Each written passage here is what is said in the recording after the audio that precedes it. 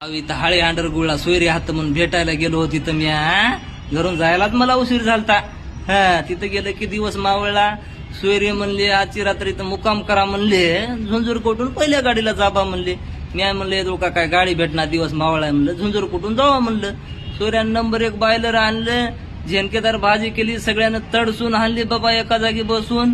बोलत बोलत 10 वाजले आणि सोयऱ्याच्या घरी माणसं होते बघा 5 माणसं आणि मला धरून 6 झाला. मग ते 5 माणसं असल्यानं सोयऱ्याच्या इथं बाजा होत्या बघा 5च.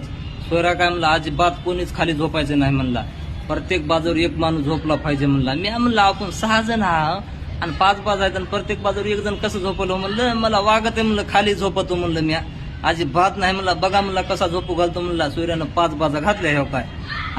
ह्या बाजूवर मला आणि त्याच्या घरच्या एका माणसाला बसविलं, त्याच्यावर 2 माणसाला, मग ह्या बाजूवर 3रा माणूस बसला, ह्याच्यावर 4था, ह्याच्यावर 5वा. वजन मला ह्या बाजूवर उठवलं आणि ह्या बाजूवर झोपू घातलं बघा.